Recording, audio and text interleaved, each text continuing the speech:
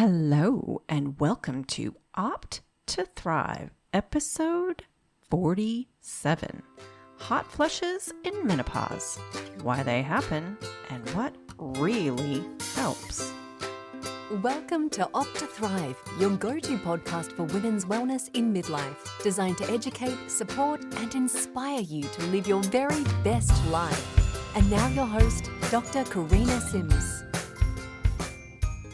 Well, it has been a bit warm. I wanted summer and I got summer. The last 3 days have been over 45 degrees Celsius. If you're here with me, you know how hot it's been.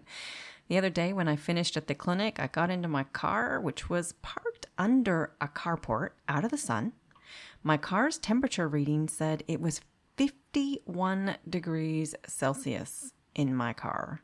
Now, for our listeners in Fahrenheit, that is 123.8 degrees.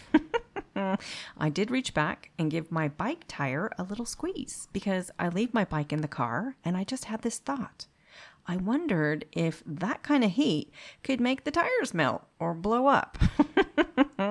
Then, of course, I got curious and I Googled it. It turns out asphalt in summer can get up to 80 degrees in really extreme temperatures like we've been having, and the tires will be just fine. They're not going to melt and they're not going to explode. The things that make me go, So I hope everyone has recovered well from the holiday season and are fully embracing this brand new, what I hope to be, spectacular year. I personally have lots of exciting things planned for the year, and one of them has inspired today's podcast. I was just recently asked to be part of an ongoing series for our local ABC radio station, where we're going to talk about all kinds of menopause stuff. Yay! So exciting. The first topic request was on hot flushes. Why do we have them? What impact do they have on us? And how can we best manage them, both pharmacologically and non-pharmacologically? Those are the questions that I was starting to think about when I was thinking about what we would talk about on this first talk. So as I started to think about the answers to those questions, I thought what a great podcast episode it would make as well. So that's what we're going to talk about today. I did that first ABC spot this morning and it was so much fun. A little shout out to Julie Kimberly, who is a fellow midlifer and the host who I had the discussion with today. So much fun to talk to. The short time went so fast though. We barely touched the sides. So if you caught that segment and you got your curiosity going, you are in luck today. And for everybody else, I hope you too have now had your curiosity piqued and are ready to dive into this super hot flush topic. So most of us listening are going to know exactly what a hot flush is and what it feels like. But just in case you're either one of the women in that 20% who sail right on through menopause, maybe get a little warm now and then, but generally wonder what everyone else is going on about, or you have yet to experience the magnificence that is a hot flush, let me tell you what you're missing out on. Hot flushes literally feel like what a furnace looks like when it's being fired up. That's my sound effects. That's supposed to be a furnace. My best sound effect to sound like a furnace. Maybe I can find a better sound effect to add in there. That would be fun. Yes, just like that. The flame starts and then it rapidly spreads right up through your body. I can recall a time when my husband would lay his hand on my leg when we're just sitting on the couch watching TV, and the heat would build up under his hand, and then super quick, it would rapidly spread up through my body and out the top of my head. It was very impressive. I have had some women tell me it starts in their chest, it rolls up their neck and over their face like a wave that they can't stop. There can be profuse sweating, especially over the head, the forehead, the top lip, down the back. Some women actually turn red in the face as well. So then, of course, they can feel really self-conscious and feel like everyone's staring at them, that everyone can see it even if no one else is really noticing. Or maybe they are. I think most of us have seen that viral clip on social media of the lady with no hair having a hot flush and the heat is leaving her head as steam. If you haven't seen it, it's very easy to find it on Google and a really great example of a hot flush in action. Now, alternatively, hot flushes can be reasonably mild, just feeling a little bit warmer than usual. So hot flushes can be mild to severe and anywhere in between. And in fact, you can get a variety of severity of the flushes throughout the day. Some not so bad and some much worse than others. It makes sense then that hot flushes really can have a significant impact on both a woman's mental and physical health. Physically, one of the main impacts of hot flushes is through the effects they can have on our sleep. They don't even have to be what a lot of women think they have to be, those drenching night sweats. They can just be a kicking your leg out of the bed covers, taking the covers off, putting them back on, and over through the night. That can disrupt our sleep and affect the quality of our sleep. Then the sleep disruption can leave us feeling fatigued and irritable. It can affect our concentration and cognition, especially making brain fog worse. Mentally, hot flushes are linked to increased rates of anxiety and depression. They can really impact the quality of life when you're stressed out that you're going to have an embarrassing hot flush at an inopportune time. They can impact intimacy and relationships when your body turns into this unpredictable furnace. You may not want anyone near you. I have many times been really grateful for my king-size bed because there were times when even laying next to each other was enough to make me internally combust and sweat profusely. I know it wasn't overly pleasant for him at times either, when he could literally feel the heat radiating off of my body, even though our bodies weren't even touching. So what causes a hot flush? Now, interestingly, like many things in women's health, especially around menopause, we still don't really fully understand exactly why we have hot flushes during menopause. But we do know it is related to the now lower levels of estrogen in a woman's body. The lack of estrogen affects the neurons in the body's thermostat in the brain, the hypothalamus, so that our thermoregulatory set point zone becomes very narrow, essentially the temperature our body thinks is desirable. When there's any indication we are getting a little bit hotter than this set point tells us we should be, the body somewhat overreacts and goes into action to cool us down. The normal mechanism for our bodies to cool themselves down is to dilate our blood vessels, especially those that are close to the skin. So then the body can transfer the heat from our body to the outside environment. So if we weren't feeling hot before, all of a sudden we have all this beautiful warm blood very rapidly being flushed out to our skin. Now we feel very hot, and we may even turn a bit red and sweat like I mentioned before. And then we can go from that to feeling cold and maybe even shivering. It's so much fun. We also know there are genetic and other influences involved in the mechanism of a hot flush, which then explains why some of us get them really bad and some of us don't, even though we are all going through a decline in our estrogen levels. What we do know is that about 20% of us are going to have very minimal symptoms. 20% of us are going to be severely affected. And so that means that 60% of us are going to fall somewhere in between. Now, this is a really good time to remind everyone that there are other things that can cause hot flushes. There are certain medications, for instance, some antidepressants, and some medical conditions like some thyroid conditions and diabetes that can also cause hot flushes. So midlife is a really good time to get a checkup and just make sure all is well. There isn't another explanation for the hot flushes. All right, so let's talk about what we can do about them. There are several different options here. I think a good place to start is with some simple non-pharmaceutical strategies that can make a difference. Let's start with the triggers. Paying attention to what triggers your hot flushes can be really helpful. Some people are well aware of certain triggers. Things like stress, which could be good stress, with emotions like excitement, or not so good feeling emotions like feeling acutely anxious. These things can trigger a hot flush for some women. Alcohol, caffeine, hot drinks, spicy foods, those are other common triggers. And so being mindful around some of those choices can be helpful. Like if you're at a business dinner and you really want to avoid a nasty hot flush, if you're someone who gets those nasty hot flushes and you know alcohol or spicy foods can trigger them, then that's probably not the night to indulge in those things. Then there's a few other strategies, like wearing breathable fabrics like cotton or linen or bamboo, something that feels light, dries quickly, and doesn't cling to you. Dressing in layers, wearing sleeveless blouses or tops can be helpful. And I personally, when I was really going through this to start with, carried a little handheld fan, one of those ones that you just wave in front of your face.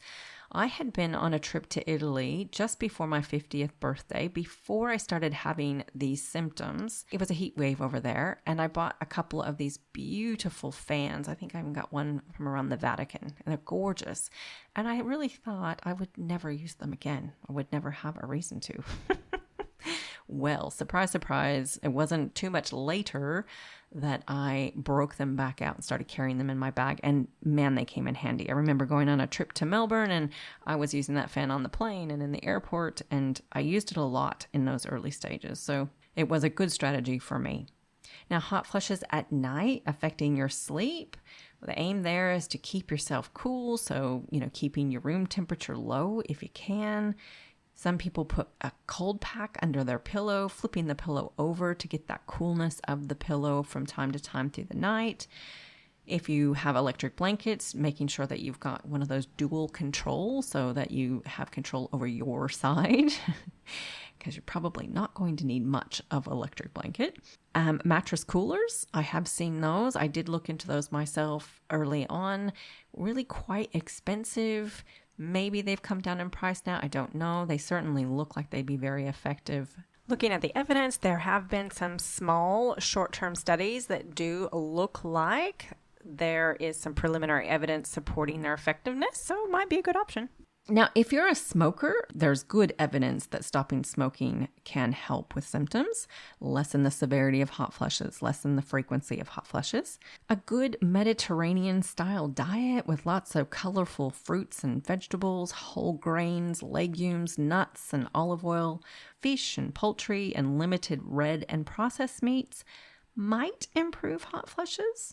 And at the same time, a high-fat, high-sugar diet may worsen them, so it may be worth considering cutting back on those things.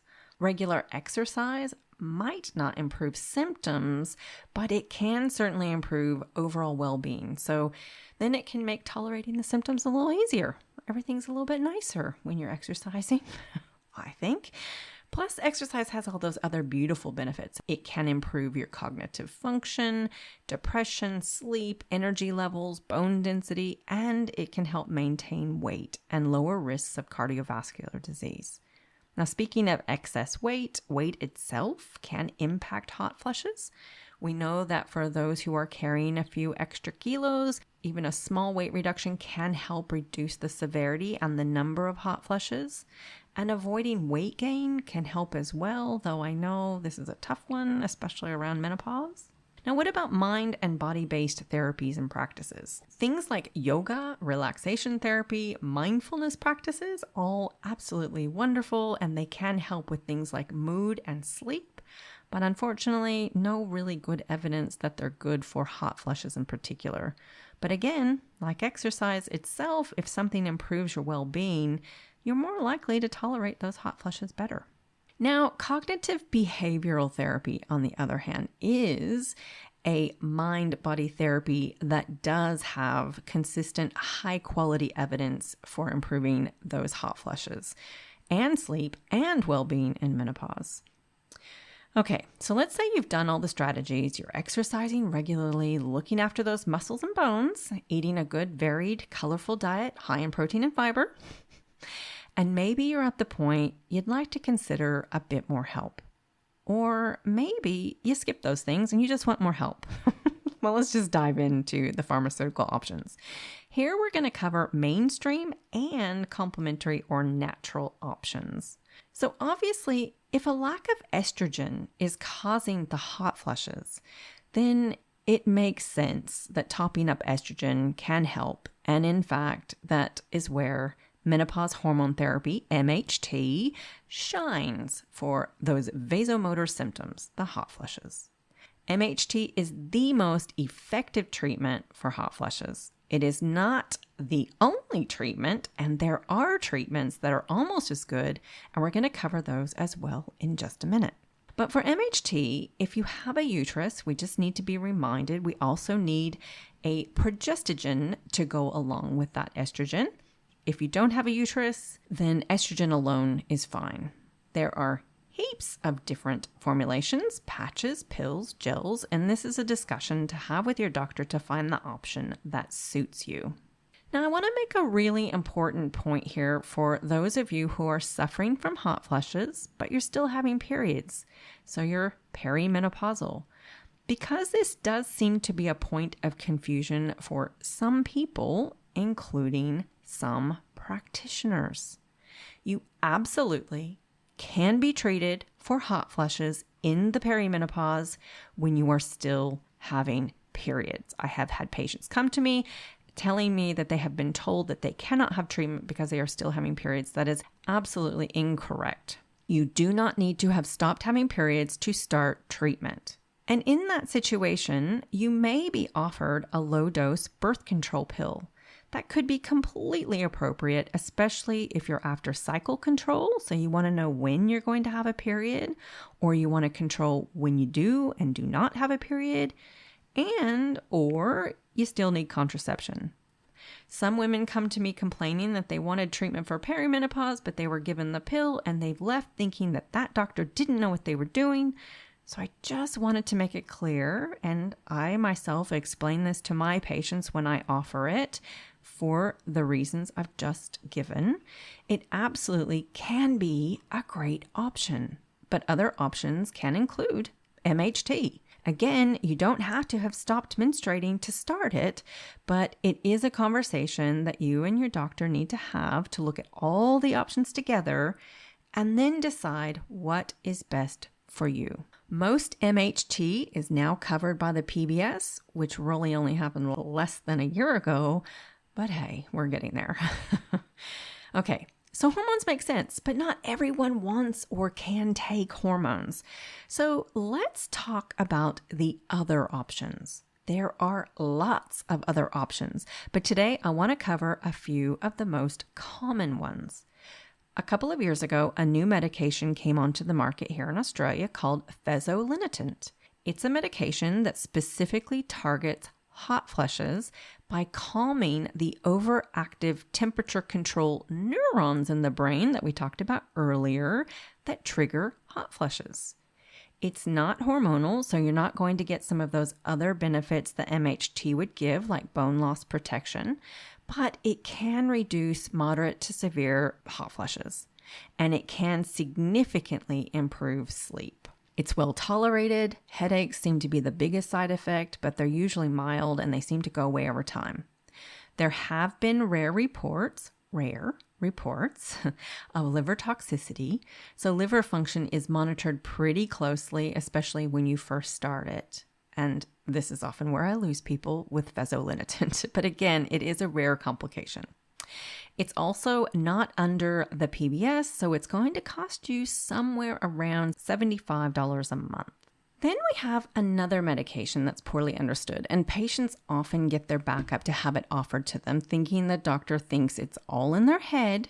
But again, I want to explain why you may have been given this option, and that is antidepressants. There are certain antidepressants, such as paroxetine, escitalopram, and venlafaxine, that can be used specifically to reduce hot flushes. They can also improve sleep quality, and if there are some mood symptoms, they can be really helpful for that too. If anxiety or mood disturbance is a main complaint, then these medications should be offered as an option right alongside MHT. Either one of them can be a good choice, unless there is, of course, some reason you shouldn't have MHT, like you have a past history of breast cancer, etc. Some more common side effects from these medications, generally drowsiness. If this is the case, I often get my patients to just take it at night and see if it's a win-win. We get the hot flushes and a good night's sleep. They can also cause some weight gain and decreased libido. And for those who've had breast cancer previously and are on tamoxifen, a medication to help prevent breast cancer recurrence, we generally steer clear of some antidepressants like fluoxetine, duloxetine, and paroxetine because they may interfere with how tamoxifen works and reduce its ability to do the job that we're asking it to do. Okay, moving on along. Next, we have the anticonvulsant gabapentin. It can be sedating, so we generally start with a nighttime dose. If we have to increase the dose, we generally spread the dosing across the day. And the higher we go, the more likely we'll have issues with side effects like dizziness and tiredness. It can also cause lower leg swelling and weight gain. Okay. So those are a few of the medications that can be prescribed, but what about complementary medicines or natural therapies? What other options do we have? What actually works? Complementary medicines and natural therapies are often described as plant-based or natural, which can make people think that they must be safer than prescription treatments. That's a really common assumption, but it isn't necessarily true. Just because something comes from a plant doesn't automatically make it safe or gentle. Some plant extracts can actually cause harm or interact with prescribed medications. We've all heard of cases where there have been herbal products found to contain heavy metals, undeclared or illegal ingredients, toxic chemicals, or naturally occurring toxins without this being clearly stated on the label. It's also important to know that many of these products don't act in the same way as the hormones your body naturally produces. And unlike prescription treatments, many over-the-counter and herbal products aren't required to go through strict testing for safety, effectiveness, or even consistent ingredients. I go into a lot more detail about this kind of thing in episode 23, to supplement or not to supplement, that is the question. If you want to learn more, I'll put a link in the show notes for you. I think any product used to treat menopausal symptoms should be backed by proper clinical studies that show that it actually works. That usually means studies where the product is compared either to a placebo or to an existing treatment that we already know is effective, and ideally both. This is where it's really important to talk about the placebo effect. We touched on this in the episode with Professor Susan Davis. The placebo effect is very real, and we know that many women experience a temporary improvement in their symptoms just by taking something. This placebo effect often lasts for around 3 months. So if a product has not been tested for longer than that, we can't really be confident it's truly effective. We may simply be seeing that short-term placebo effect. This is very different from treatments like MHT. They have been studied over long periods of time. In fact, prescription medications can't be approved unless they've been shown to be both safe and effective. Over-the-counter options don't have to meet the same standards. Okay, so what do we have evidence for when it comes to natural therapies? Again, I'll go over a few of the most common or popular ones. Let's start with black cohosh. Black cohosh does appear to be modestly effective for hot flushes, but there are a few things to keep in mind. Most studies on black cohosh are shorter timeframes, between 3 and 6 months, and have small numbers of participants. Many of these studies were placebo-controlled trials, great, but there are no high-quality studies that compare black cohosh directly to conventional MHT. And across the studies, there are discrepancies around varying dosages and assessment techniques, so we really do need more good quality studies to work out the optimal dosage and the long-term safety. Some years ago, there were some reports of liver toxicity with black cohosh. Now, that's been looked into, and there was no evidence found that black cohosh was to blame for those cases. The studies we do have not shown adverse effects to the liver, and it does appear to have a reasonable safety profile. But again, those studies only go up to 6 months. After that, we can't say for sure how safe it is. Next, we'll move on to phytoestrogens. So a phytoestrogen is a naturally occurring plant compound that can weakly interact with estrogen receptors in the body. They are not the same as human estrogen, and they have much milder and less predictable effects. Phytoestrogens are found in lots of different foods: soybeans, soy products, flaxseed, legumes, whole grains, some nuts and seeds, some fruits and vegetables, red clover, and certain beverages like coffee, tea, and beer. Soy is one of the most common examples that's been studied for hot flushes, and the results have been a little mixed. Some studies show a small improvement in symptoms, while others show no real difference compared with placebo. It's thought that that is likely because not everyone processes soy in the same way. So in short, it may or may not be helpful. It may depend on how your body processes soy. In terms of safety, overall, soy and other phytoestrogen foods are considered safe. There was a time when we were a little bit more cautious about phytoestrogens because we weren't sure about the risk of cancer. So we do have updated advice from the Cancer Council of Australia, which takes its information from international cancer research groups, and they tell us that soy and other phytoestrogen-containing foods are unlikely to increase cancer risk, including those women who have had breast cancer. So phytoestrogen foods are considered safe. Now let's move on to evening primrose oil. Interestingly, there have been very few studies done on whether evening primrose oil improves hot flushes. It seems to me like this has been around forever, and I would have thought that there would have been a lot more studies done, but not. The data that we do have shows no benefit in one study, and another small study showed a reduced frequency and severity of night sweats, but not in hot flushes compared to placebo. It's important to know that evening primrose oil lowers the seizure threshold in people with epilepsy, and it interferes with the actions of anti-epileptic medications. So if you've got epilepsy, it is definitely not recommended for you. All right, next one is ashwagandha. I just love saying that name. Ashwagandha is an herbal supplement. It's traditionally used in Ayurvedic medicine, and it's often marketed for stress and well-being.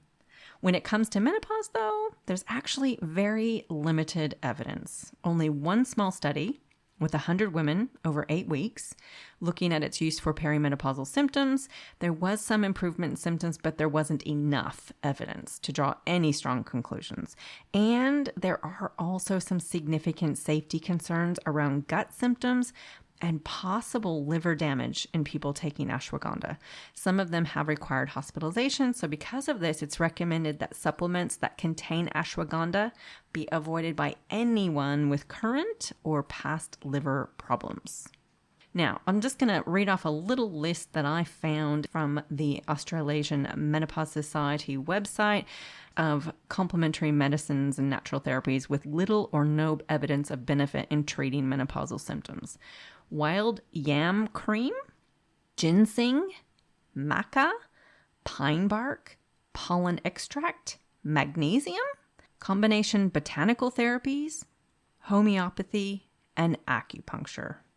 And now the last category that I want to cover kind of falls, I think, between mainstream and complementary therapies. That is compounded bioidentical hormone therapy, which includes a progesterone cream. These medications are made up by the chemist after a script is provided by a doctor. They're often marketed as being more natural or safer than standard MHT, and there are doctors who are still prescribing them, which makes it all even that more confusing for you, the consumer. But there's no good evidence that they're safer or that they work better than conventional regulated MHD. In fact, Progesterone, as I said previously, if you're on an estrogen and you have a uterus, you must also have a progestogen to protect the uterus, to lower the risk of developing endometrial cancer while taking the estrogen. The compounded formulations are not regulated, their strength and purity can vary, and this means that dosing can be inconsistent and unpredictable. So that adds an extra layer of risk because progesterone, for instance, is not well absorbed from a cream, and the amount that does get absorbed is variable between women, so we can't know for sure if you're getting enough from these compounded formulations to protect your uterus.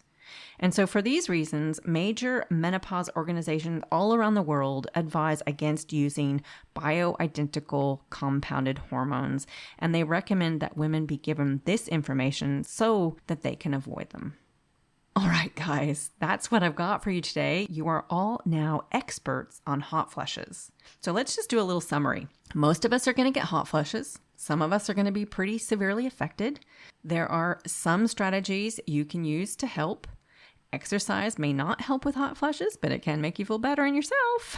A good, colorful, varied diet, low in processed foods might help. There are heaps of very effective pharmaceutical options available, both hormonal and non-hormonal. In terms of natural or complementary therapies, phytoestrogen-containing foods like soy may be of help to some women and are safe. Black cohosh may also be helpful and appears safe for data showing us up to 6 months. After that, we don't have that long-term data to guide us. And I think that pretty much sums it up. I hope you've learned a thing or two today and that this information helps you in your midlife journey. And if you know another midlife woman who may benefit, be sure and pass it on. If you haven't rated and reviewed the podcast, this could be a good time to do it. I hope you all have a fabulous week, everyone. And until then, I hope you opt to thrive.